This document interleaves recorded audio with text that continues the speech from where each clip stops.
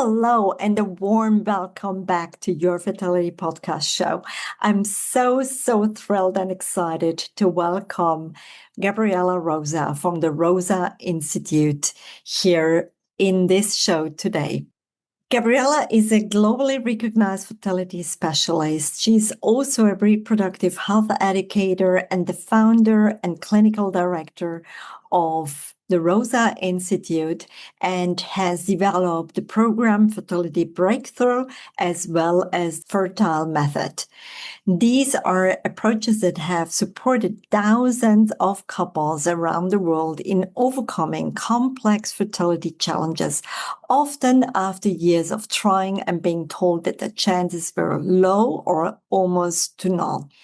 What makes Gabriela's work so powerful is the way she looks beyond quick fixes or one-size-fits-all protocols. Instead, she and her team take a deeply investigative, personalized approach, addressing the root causes of infertility, restoring health, and then creating the conditions for natural conception or more successful assisted treatments.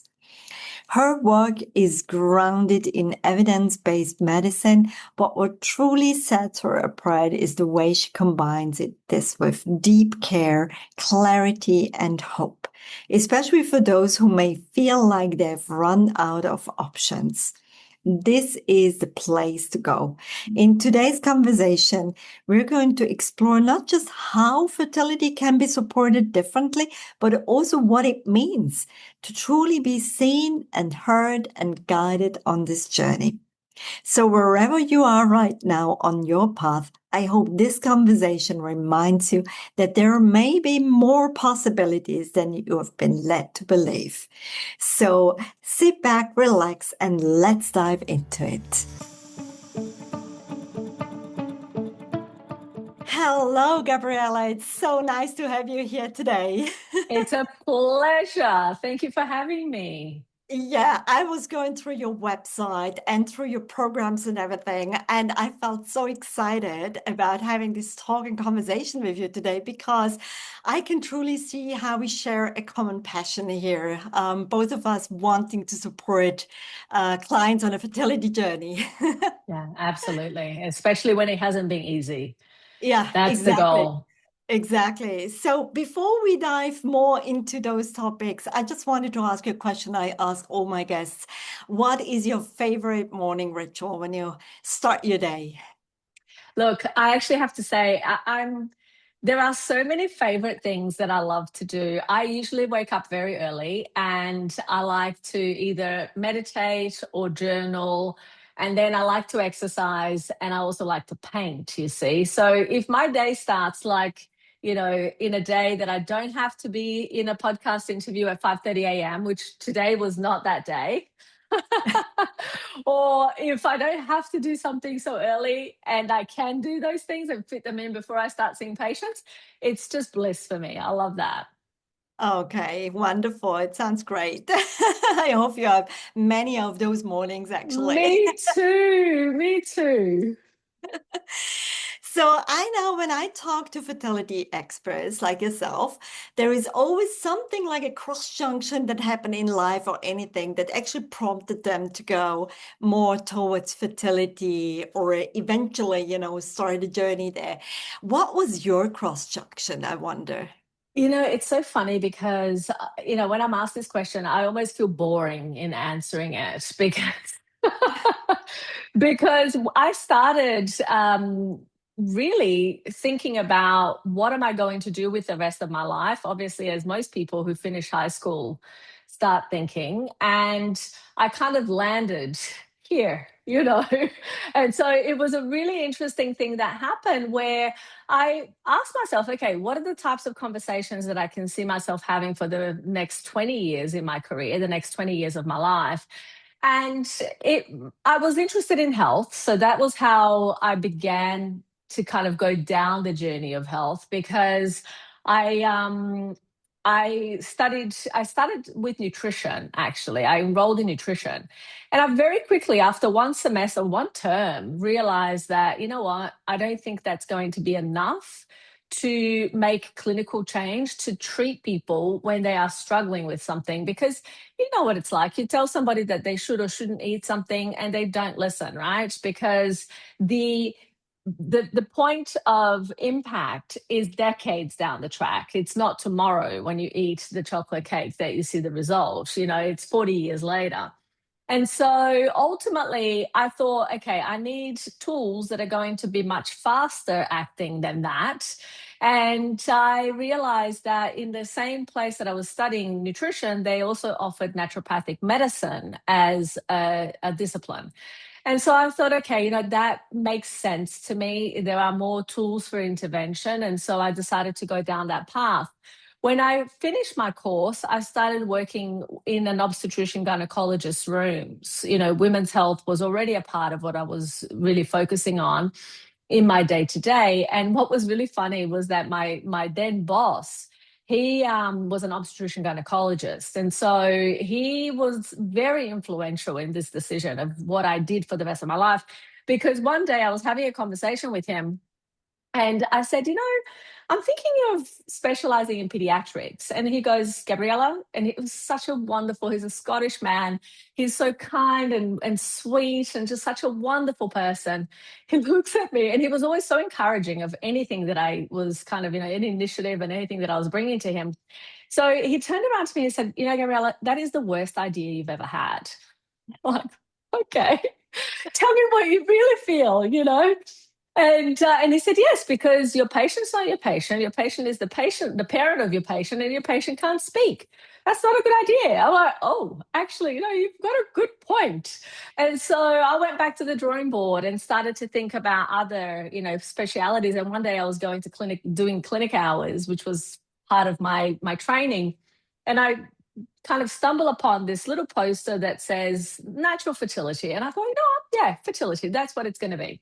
So for the first 10 years of my career, I started supporting people who were wanting to improve their chances of having a healthy baby. So it was very much the preconception healthcare track until about 10 years in. And I was getting referrals. I was seeing patients from, globally at that point already.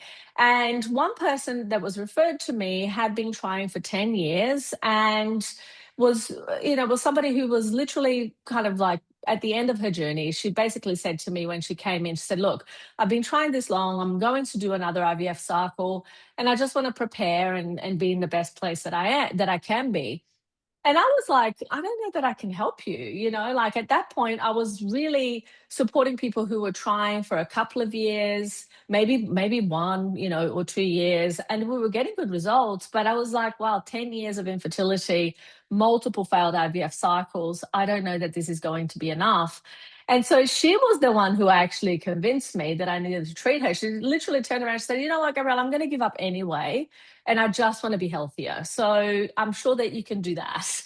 I was like, I'm sure that I can do that. That's okay. So I, tentatively was like, okay, well, let's see how we go about this. And so I treated both partners, which is what I always did anyway. And about 4 months later, she was pregnant for the first time in 10 years naturally with her own eggs. And I was like, okay, that was coincidence and a really good fluke. That's great, wonderful. And so months or a few weeks later, a couple of months later, somebody else comes into my rooms. And this time, this lady's trying for 19 years. Again, similar story, multiple failed IVF cycles, all the whole works. And I'm like, look, I feel a little bit emboldened by the fact that this lady, I don't know that if it was what I did that actually, resulted in her having a better chance and certainly conceiving, but we have nothing to lose here. You're going to be healthier anyway. Let's see. So long story short, several months later, this lady was pregnant for the first time in her life, naturally with her own eggs, and this is, by this time, she's obviously, towards the very end of her fertility journey.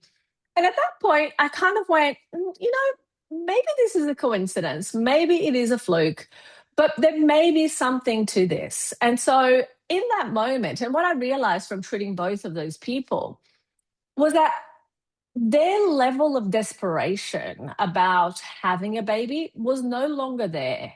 what I Mhm. find when people have only been trying for 6 months to 12 months and they haven't done IVF and they think that that's the thing that's going to help them, they have this much greater sense of urgency, and I would even say desperation, about getting to the next step, whether it is going to work or not. They're just going to kind of rule out the things that don't work almost. That's kind of like my observation over 25 years. That's my observation of how sometimes people approach it.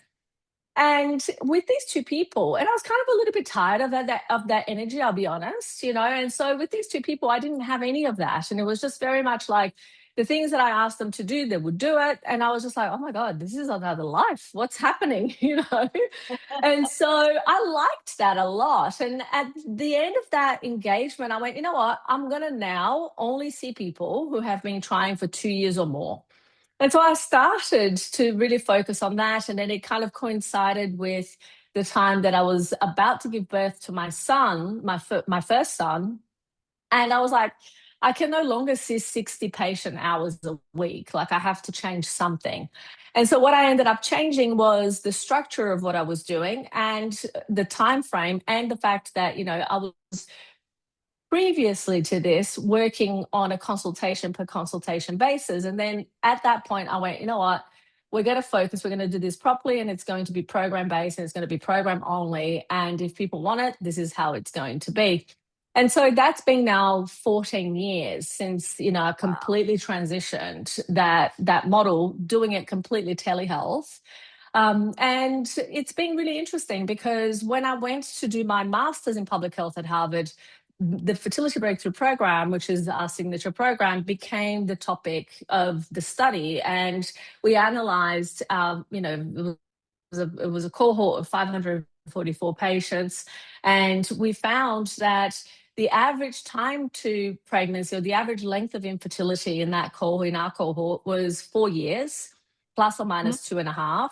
We had most people that had come to us had experienced miscarriages previously, so it was 51.5%. And that rate dropped to 13.5%, and almost 45% had gone through failed IVF cycles. When we observed the results, we saw that 78.8% of that cohort took home healthy babies, and 60% of them via natural conception. So that was the point where I thought, okay, so this works. Yes, yes, It absolutely. took me a decade and or more, actually, to get to that point, but now I'm like pretty convinced. Yeah, absolutely. Absolutely. I saw the numbers and I was like, wow, this is mind blowing because that's a real high number. And if you tell me that there were couples involved with previous miscarriages as well as with failed IVFs, that's even more impressive Yeah, because, absolutely. yeah. And Mm. only 5.6% of our patients actually need a donor egg, despite most of them being told Really? they need donor egg. Yes. Yeah. So, it's even like a majority of the patients, and this is a vast majority, had AMH of less than one. So it's certainly something that I see, and the research backs it up. Not just Yeah. our research, but research in various cohorts around the world now show that when it comes to women who have lowered AMH, the best Mm. chance of conception isn't necessarily IVF.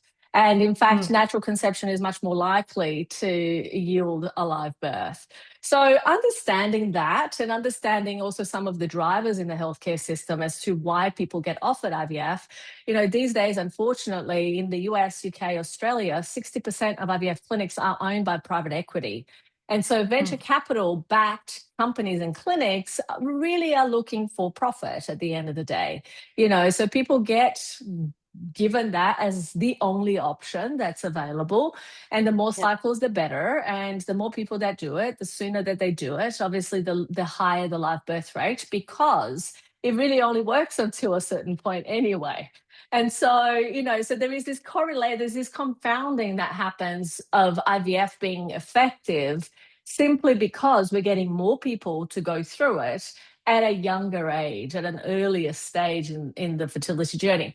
Now, what's problematic about that, and I think that this is something that often people don't realize, is that when you have an infertility diagnosis that doesn't get addressed, there's research that shows that all-cause mortality later in life increases for the reasons of cardiovascular disease, diabetes, and cancers in people who had an infertility diagnosis. So hence why, from my perspective, when I'm looking at patients who have insulin resistance, who have cardiolipin syndrome, who have other factors that are present as parts of the reason as to why, excuse me, part of the reason as to why they're not conceiving, it's not something or things to be left to chance, because long-term quality of life will absolutely be impacted negatively as a result of not proactively addressing those issues, which if we do, we increase and improve the chances of natural conception, or even conception with fewer cycles of IVF, and of course, improve long-term quality of life in the future. So there are multiple benefits to not just, believing the everything is normal, just keep trying, or IVF is a numbers game, and really drawing back to, okay, what is it that I can do to support my body to conceive, to have a healthy baby? And this is not even saying that IVF may not be, a part of that journey. It might be in certain cases. Some couples absolutely need IVF, but most couples are overtreated, and that really is, a big part of the problem. There are a couple of questions that are coming through my mind. So first of all, do I understand correctly that in your intake, what you do is you actually go through like some of the biomarkers with your clients to see like where the fertility is? Absolutely. So before Yeah. I offer a place in my program, I actually Mhm. assess every case to make Okay. sure that that couple has a very good chance of taking home a healthy baby. So these days, because we have our own data and we can benchmark couples against that, we literally are able to see, okay, who are the people from out there in the general population who have an interest in our program, who we can actually help, and for whom this is a perfect next step. So I use, that bias, which is information bias, to figure out who are the people who can actually benefit, because ultimately that's who I want to be offering my program to. The people who are not a good fit, who can't, for whatever reason, have a baby through this particular process or means, then they should go and do other things that is going to be better for them, or choose to figure out at what point do they no longer want to continue trying.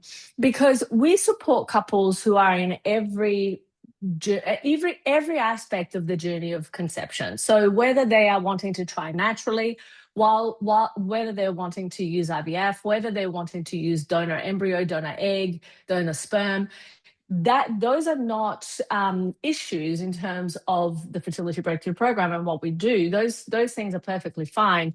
But if somebody comes to me and they say, I'm menopausal, my FSH is in the hundreds, and I will never do donor egg, I'm going to say, I am good, but I'm not that good. And so I can't help you, Or if somebody says they have 2 blocked fallopian tubes and they will never do IVF, or they have no sperm and they will never do donor sperm, those situations are situations that I will not accept into the program. And I will have that conversation in advance, because I feel that it's the kindest thing that I can do, is to let that person know, listen, this is the status of your situation.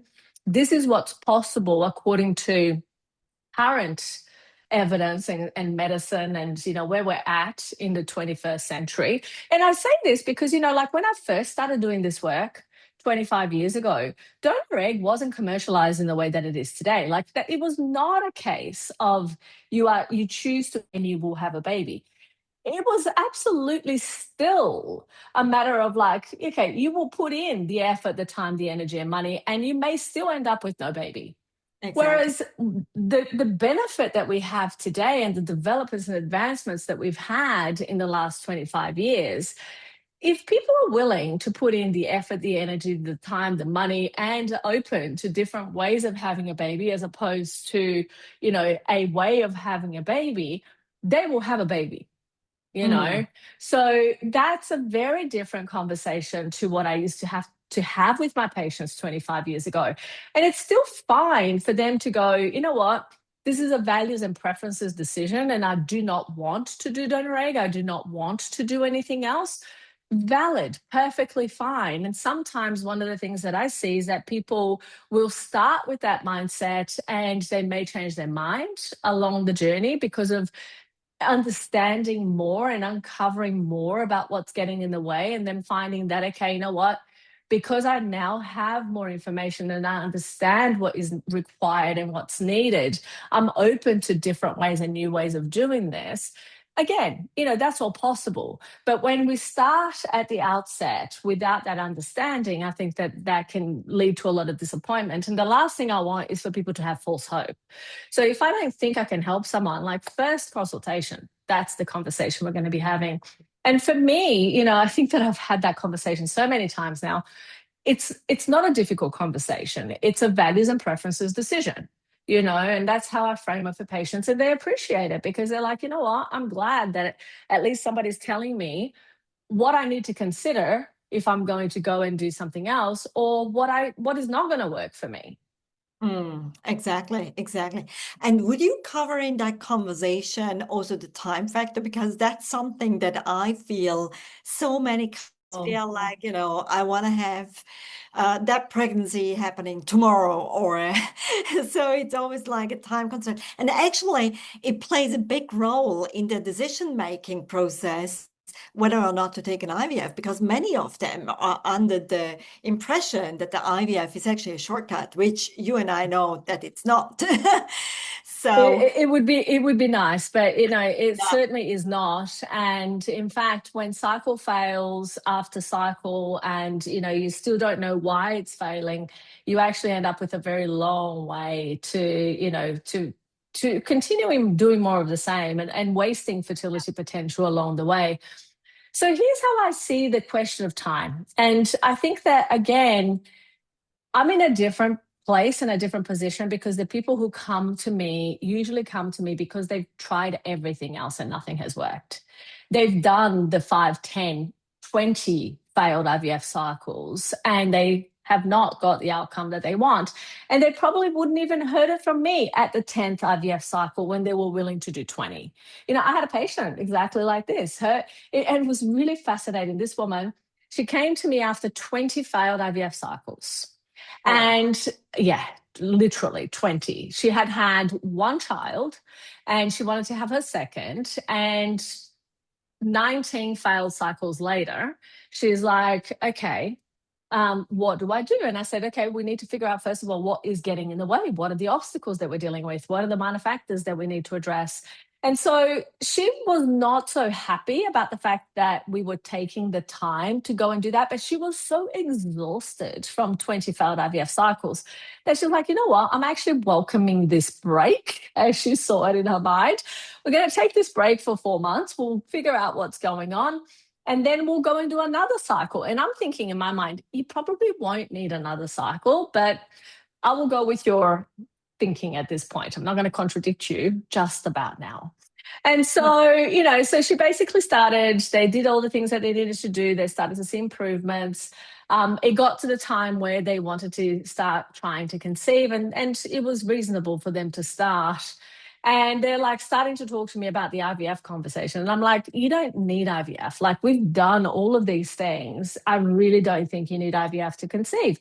Oh, no. But we're running out of time. We just want to hurry up and get this done, and et cetera, et cetera. So I'm like, okay, look, I don't think you need IVF, but if that's what you think you want to do, go and do it. So they went and had their IVF cycle.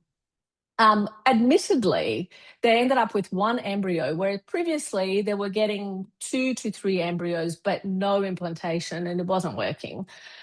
And so they ended up with one embryo. They were very disappointed because they thought, here we've done all of this work. The lining of the uterus was too thick. And so I recommended that they don't go and transfer straight away, that they wait a cycle. The clinic recommended the same thing.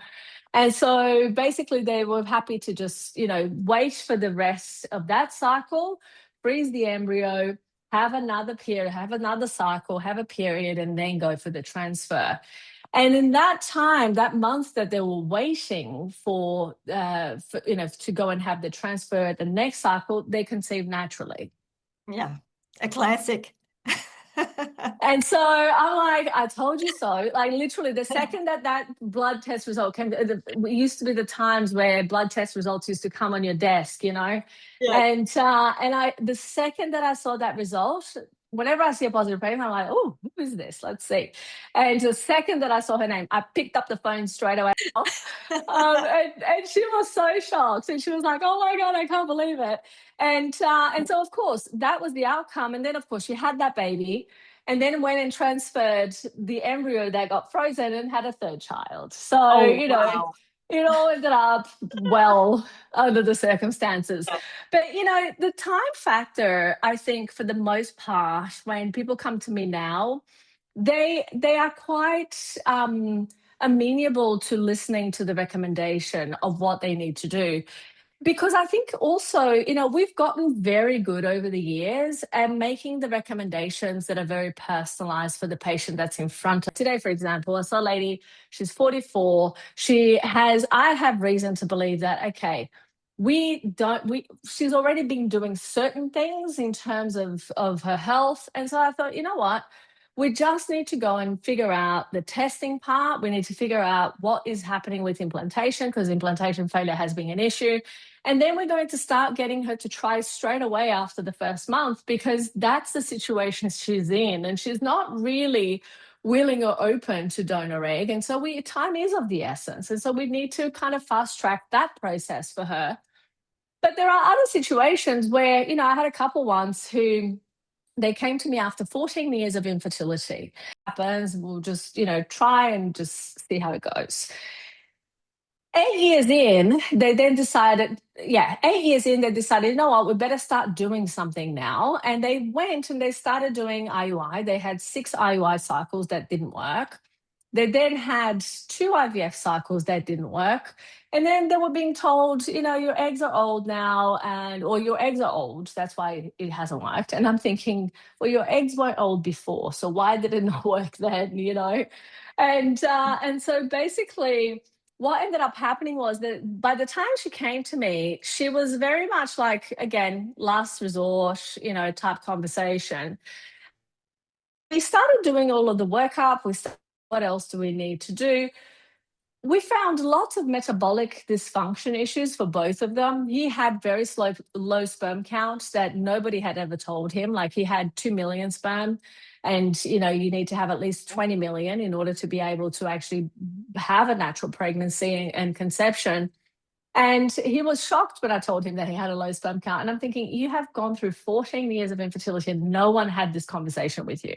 So I'm Exactly. thinking, what else have they not told you? They are in the United States. So you would think in California that, you'd be assessed, that you would know if you had chlamydia. But no, Mm. they didn't. And so, by the time we found it, treated it, and got them ready to conceive and try again, they conceived naturally, Wow. after all of that. And so, these are the types of situations. And gosh, like that, I have so many stories. But, the reality that, people, by the time that they find, okay, I just need the expertise. Earlier in my career, it was more kind of like, having to deal with people who didn't really listen, who didn't want to listen. I don't take those cases on anymore. I'm like, Mhm. you Yeah. know, I've become too old and grumpy. That's just how it is. I'm like, no, no, no. Go argue with somebody else, not me. Yeah, exactly. Exactly. I see it exactly the same way. Yes. What I like about your approach, Gabriela, is really that you are actually always taking both into your program. It's Yes. not just about the woman, because I strongly believe you have both in the same boat. It doesn't work single standing. So, can you maybe share with our listeners what exactly do you do, or like what's your approach when you take both of them into your program? Yeah. So I work from the premise that fertility is a team sport, right? And I know, and again, this is based on the evidence, the data, the research. Ultimately, 50% of the reason as to why IVF cycles fail or miscarriage happens or couples don't conceive is because of male factor. And most men are, there was a wonderful Lancet March this year that really showed this really clearly, how men around the world are underserved when it comes to preconception healthcare and preconception healthcare preparation. And so what they showed was that, most men who are part of couples trying to conceive, they don't know their health status. Let alone the fertility status, like most Mm. people start trying blindly. Now, that's okay for the people in the general population who 96.3% of will be pregnant within 2 years of trying. But remember that, and so by the time they come to me, they are no longer in the same bucket as the people who essentially have the drunken one night stand and get pregnant, you see. And so it's a Mhm. different population, it's a different person, it's a different couple. And given that, I cannot afford to leave 50% of the trying to conceive equation to chance, hoping Mm. that working with just one side of it is going to be enough to give me a baby. I want babies. From my perspective, given the fact that really I can only count babies and I'm interested in babies, I'm not interested in cycles, I can't take the chance that I'm going to have a situation where I'm going to work with only 50% of the baby making equation and, leave the other 50% completely unaddressed and have the result that I am going to have, especially given the fact that we have enough collective data now to understand that this is so much more effective when we do treat both partners. And Mm. so we enforce it. For the most part, people already come fully prepared. The man is not as engaged. But in those situations, as long as they do the testing, the woman makes adjustments in their life and their lifestyle and their diet and all of those different aspects anyway. And if they're taking some nutrients, we can get away with, in the absence of severe issues, with that being enough. And so it's not that we have to have the same level of input into the equation, it's the fact that we have to assess and understand both sides of the equation, you see. And then, of course, with what problems on the male side, then of course that changes the conversation and we have to figure out how do we approach that. Because, for example, if I have a man that have very poor sperm parameters and has a grade 3 varicocele, if he's not willing to, and he's doing whatever it is that he thinks is enough, if he doesn't have surgery, we're still going to end up with no baby, Mm. for the most part. And so we then have to have those conversations in such a way that both partners understand their role, understand how they are impacting the situation and what they can do about it. One thing that I do have to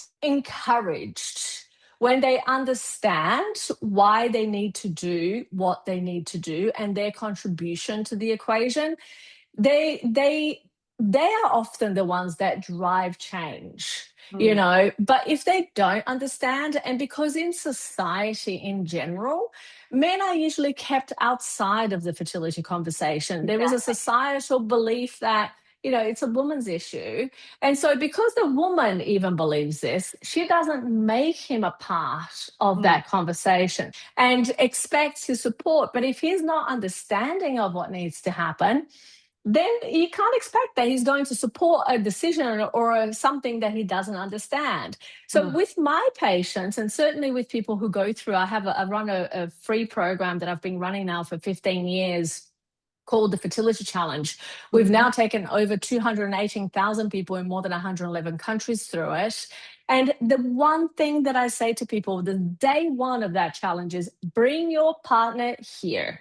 Let him hear this from me, from my mouth, not your mouth, not you hearing what I'm saying and relaying it to him. Mm. Because he, first of all, most men, let's be honest, like my husband, he didn't hear it from me either, So it doesn't matter that I've had thousands of success stories and, patients who have gone through. When we were going through conception, attempts, and I needed to prepare and I needed to prepare him, he was like, oh, I don't know, do I really need to do any of these things? And so I actually took him to see a clinician so that they could hear it from them. And so Yeah. I find that men usually are much better at hearing it from somebody else, even if it's another woman, but another woman. you know, than their woman. And so it's a male ego thing. Let's just work with it rather than against it, and everybody wins, you know. But at the end of the day, when they do come and they do engage and they do learn, they go, yeah, this makes total sense. Of course, I need to do the things that I need to do to bring the best quality sperm into this situation. Because really, right now, when people ask me, so what is it that I need to do to improve my fertility? Well, I always have the same answer: act pregnant now to get pregnant later. And I say this to both partners because at the end of the day, right now within yourself, you have 50% of that little baby you want to create.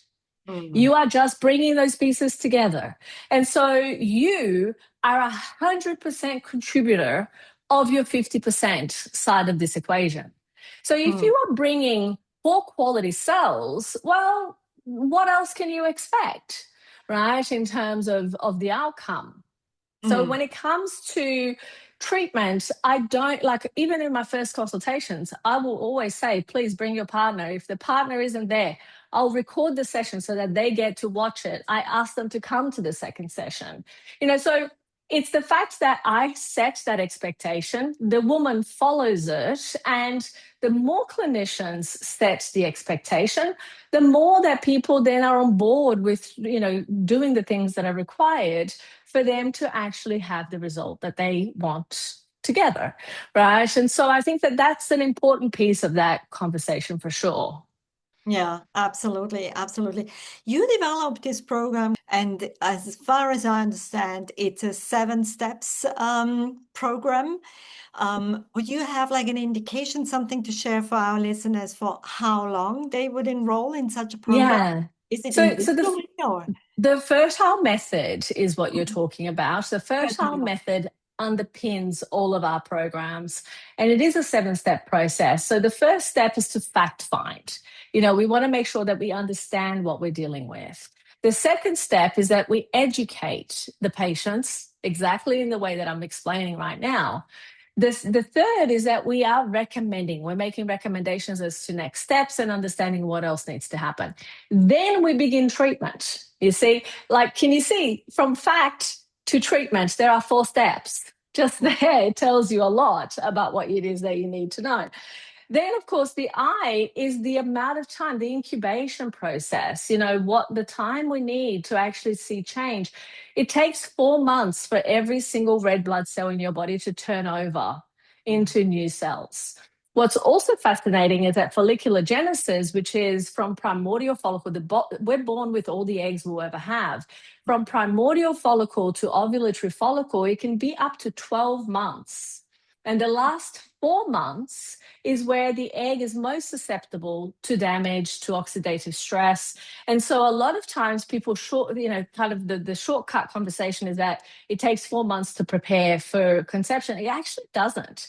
It's a continual process. It can take up to 12 months from ovulatory follicle to actually, you know, be recruited as a primordial follicle, beg your pardon, to ovulatory follicle.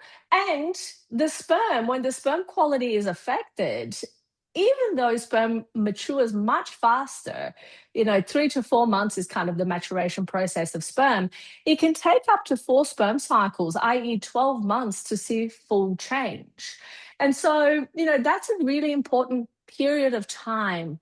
And it's not to say that you're not going to try to conceive within that time. It's actually just to understand that you won't realize the full result of anything that you're doing in the short term because it takes time for your body to assimilate those changes. So a lot of times when people say to me, oh, I've done a fertility detox in the last month, you know, I'm ready to get pregnant now. I'm like, really? That's not how it works. You know, just FYI. It takes a whole lot longer than that. And this is the time frame that you're looking at. And so then, of course, the L is for liberation. And I think that there is a great benefit to the process of going through, you know, what it is that we need to go through to realize the outcomes that we're looking for, and to be able to also give time to make decisions around how do I navigate what is and what isn't yet, Mm, and the situation of what may never be. right? Yeah. Because not every person is going to conceive. Most people will, but some Mm. people won't. And I think that it's important to honor that as well and to know that, okay, what does life look like when your end result, which is the E at infertile, your end result is either going to be a new beginning with a baby or a new beginning with a new choice and a new path and a new journey in life. And so that process helps to usher people through that entire journey. Mm. Yes, yes. I really like how you actually balance not only science and lifestyle, but also you take care of the emotional well-being as well. How do you actually, put attention to that part in your program? There are lots of different ways, and we use lots of different tools. In fact, my doctoral thesis for my doctorate of public health at Mm. Harvard was exactly, and it's an ongoing trial actually, the INSPIRE study. And we're looking at expressive writing as a therapy, as a tool, and its effect on infertility related trauma, grief, and quality of life. And, what's interesting about that conversation is that I don't believe in one way of doing anything. I think there are many ways of achieving the same outcome. And one of the things that might work for one person may not work for another person. And so I like to have different tools and things that people can utilize and benefit from. So it just depends on who that person is, how they respond to certain things. Writing might be one. I mentioned that, that's one thing that I actually do love to do is beginning of my mornings.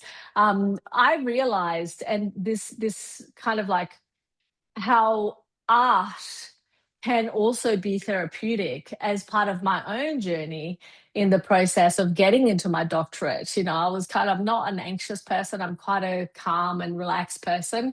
But that process was actually very stressful. And so as I was waiting for my acceptance letter, I could not stop thinking about it. And one day I was literally sitting here at my desk and I went, okay, I need to find something that is going to help me disconnect from this what if, questions in my mind.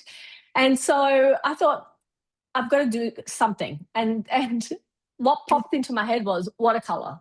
I'm like, yeah, that's it. So I literally went and Googled watercolor class Sydney this week, and I found something and I was like so surprised. So I booked this class, took my mum with me.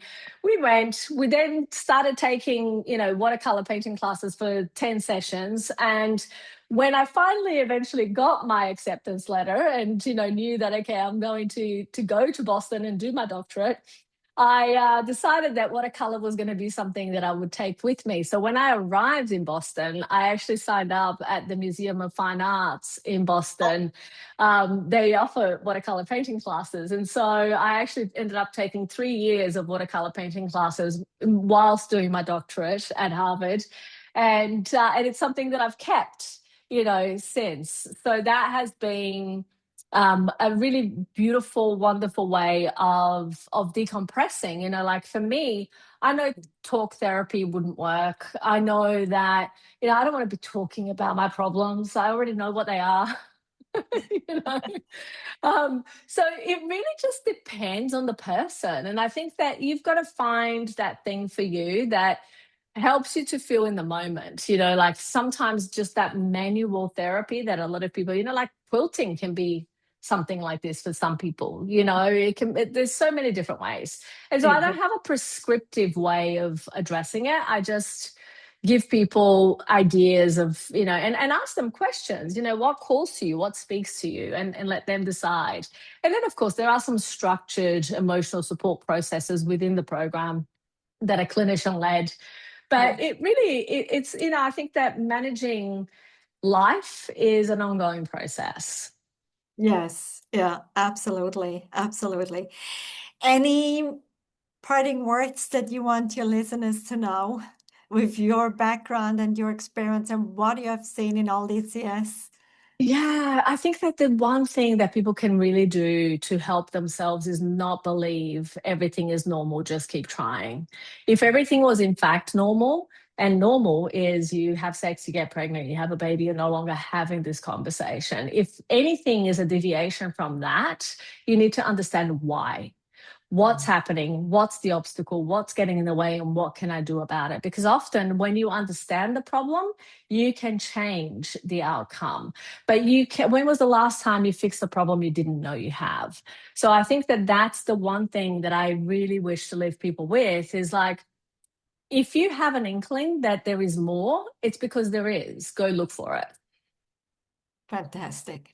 Thank you so, so much for your time today, Gabriela. This was awesome and so, so insightful. Thank you. Thank you for having me. So wonderful to be here. Wow, I'm still trying to process the wealth of information Gabriela Rosa just shared. Isn't she just incredible? What I loved so much about this conversation is how she truly looks at fertility through a different lens, taking the time to understand the root causes and being very honest with those who come to her about their individual chances. That level of clarity combined with such deep care is something really special. And her passion for empowerment through education, making sure that you understand your body, but also your options, and importantly, that men are part of the equation right from the very start. That's a conversation we don't hear often enough. If you'd like to learn more about Gabriela's work, her programs, and her incredible resources, I highly encourage you to visit her website, fertilitybreakthrough.com. There you'll find educational videos, free literature, and ongoing support that can truly help you navigate your journey with more clarity and confidence. Gabriela and I agree that this won't be our last conversation. There are so many more topics we'd love to explore together, so do watch this space for a follow-up episode. And in the meantime, maybe take this as a gentle invitation. Take your partner for a walk, go for a lovely dinner, and start building your magic team if you haven't done already. And you don't have to do this alone. You know that. Thank you so much for taking the time to be here with us today. And if this episode resonated with you, please, please, please consider sharing it with someone who might really need to hear this right now. Take care of yourself and stay connected to what matters most. And I'll be here with you again in the next episode. Bye for now. Thank you for joining me on this episode of the Fertility Counselor podcast. Remember, you are not alone on this journey. If you need support or have any questions, reach out to us via email at inquiries@counselingconnects.com. Don't forget to follow us on social media @Fertility Connects. We'd love to hear from you. If you want to learn more about us and the services we offer, head to www.fertilityconnects.com. And if you're looking for support beyond fertility, visit www.counselingconnects.com. Take care, and we'll see you in the next episode.